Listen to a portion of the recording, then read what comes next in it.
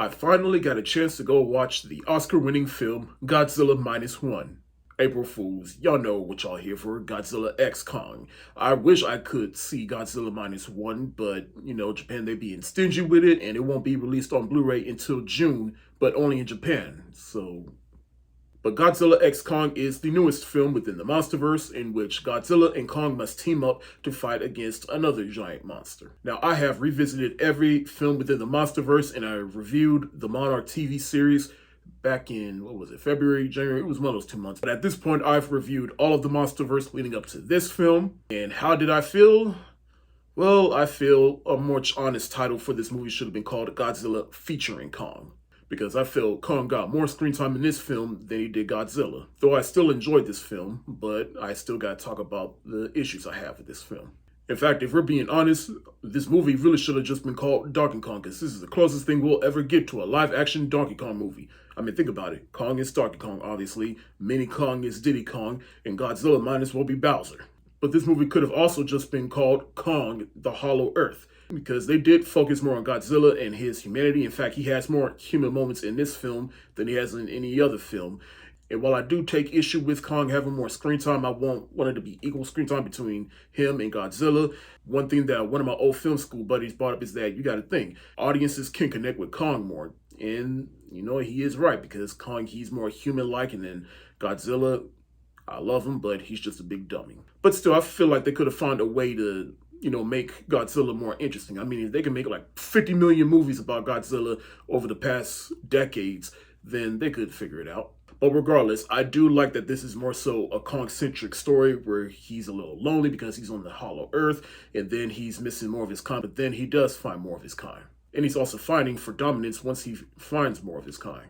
But I kid you not when I say that there's less time with Godzilla. I mean, all Godzilla really does is just fight other monsters, look for more radiation, and speaking of radiation, when he dons the pink radiation, it does look badass.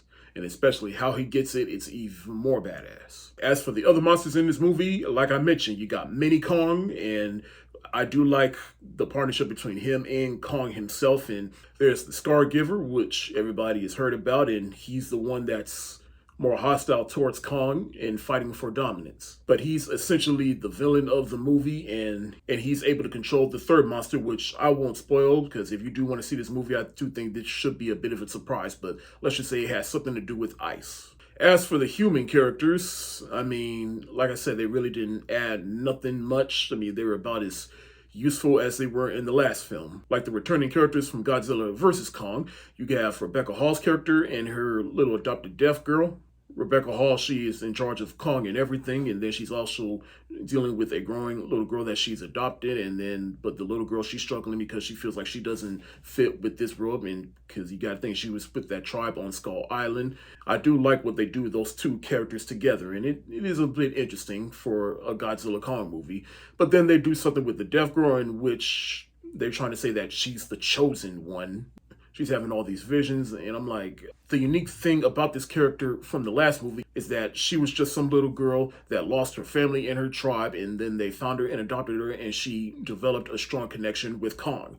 And now all of a sudden, she's just the chosen one. I'm like, no. Dan Stevens is the new character in this film, and I feel like he's the only one in this movie that knew exactly what kind of movie he was making, so he was just having fun, and when you saw him having fun, you were having fun. Like, he brought some much-needed lasting charisma that this film needed. And the other returning character from this movie is Brian Tyree Henry, who is a conspiracy theorist, and he has his own podcast. And look, I will never object to seeing Paperboy get more work, but there was really no reason for this character to be here. And he got annoying at a point, especially towards the end. Now, we do return to the Hollow Earth in this film. I mean, Kong, he's basically the guardian of the Hollow Earth, while Godzilla, he's the guardian of the surface world and keeping all the other monsters in check. But we do get to see more of the Hollow Earth, and which hence why we get to see even more monsters. I'll say the first two acts did have some pacing issues at times, but then once you get to that third act, that's when I had the most fun. But before I get to that third act, I do got to mention the Monarch TV series, in which they really do nothing to develop that. I mean, usually